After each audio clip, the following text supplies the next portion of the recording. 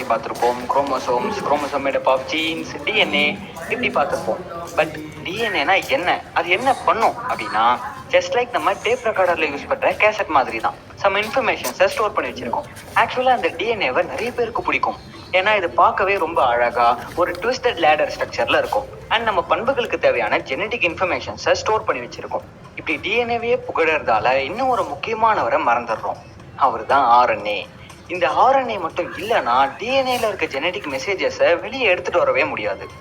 DNA எவ்வளோ இம்பார்ட்டண்ட்டோ அதே அளவுக்கு ஆர்என்ஏவும் ரொம்ப இம்பார்ட்டன்டான பயோமாலிக்யூல். இவங்க ரெண்டு பேருக்கும் நிறைய டிஃப்ரென்ஸ் இருக்கு. ஃபர்ஸ்ட், எல்லா லிவிங் திங்ஸ்லையும் இந்த டிஎன்ஏவும் ஆர்என்ஏவும் இருக்கும்.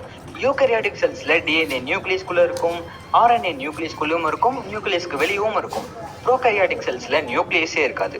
போத் டிஎன்ஏ அண்ட் ஆர்என்ஏவை நியூக்ளிக் ஆசிட்னு சொல்லலாம். Nucleic acids are made up of monomers. மோனோமர்ஸ்னா ஒன்றும் இல்லை, குட்டி குட்டி மாலிகுல்ஸ் தனித்தனியாக இருந்தால் அது பேர் மோனோமர்ஸ். இந்த குட்டி குட்டி மாலிகுல்ஸ்லாம் ஒன்றா சேர்ந்தா அதுதான் பாலிமர்ஸ். ஸோ மோனோமர்ஸை building blocks of nucleic acid அப்படின்னும் சொல்லலாம். இந்த நியூக்ளிக் ஆசிட்ஸ்க்கு மோனோமர்ஸாக எது இருக்குன்னா நியூக்ளியோடைட்ஸ். போத் டிஎன்ஏ அண்ட் ஆர்என்ஏல நியூக்ளியோடைட்ஸ் இருக்கும். இந்த நியூக்ளியோடைட்ஸ்ல 3 பார்ட்ஸ் இருக்கும். ஒன்று phosphate group, sugar molecule, nitrogenous base. DNA எப்பவும் டபுள் ஸ்டாண்டர்டாக தான் இருக்கும். ஆர்என்ஏ மோஸ்ட்லி சிங்கிள் ஸ்டாண்டர்டாக தான் இருக்கும். டிஎன்ஏல இருக்க சுகரோட நேம் டிஆக்சிரைபோஸ், ஆர்என்ஏல இருக்க சுகர் நேம் ரைபோஸ். ஸோ இதனால தான் டிஆக்சிரைபோ நியூக்ளிக் ஆசிட், இது ரைபோ நியூக்ளிக் ஆசிட். டிஎன்ஏவோட பேசஸ்ல அடினைன், தைமைன், குவானைன், சைட்டோசைன் இப்படி தான் பேரா இருக்கும். மாறி மாறிலாம் இருக்காது. இது கொஞ்சம் குழப்பமா இருக்கும். இதை ஈஸியா ஞாபகம் வச்சுக்க, ஆப்பிள் இந்த ட்ரீ, ஸோ ஏ டி, கார் இந்த கராஜ், சி ஜி இப்படி ஞாபகம் வச்சுக்கிட்டா கொஞ்சம் ஈஸியா இருக்கும். ஆர்என்ஏவோட பேசஸ் அடெனைன், யூரசில், குவானைன், சைட்டோசைன். நோட்டீஸ் பண்ணீங்களா? எஸ், ஆர்என்ஏ பேசஸ்ல தைமைன் வராது, அதுக்கு பதில் யூரசில் வரும். ஆர்என்ஏ மொத்தம் 3 டிஃப்ரெண்ட் டைப்ஸ்ல இருக்கும். MRNA, rRNA, tRNA. MRNA means messenger RNA. இதோட வேலை என்னன்னா, டிஎன்ஏல இருக்கிற மெசேஜஸை ஆர்ஆர்என்ஏ அதாவது ரைபோசோமல் ஆர்என்ஏக்கு எடுத்துட்டு போகும்.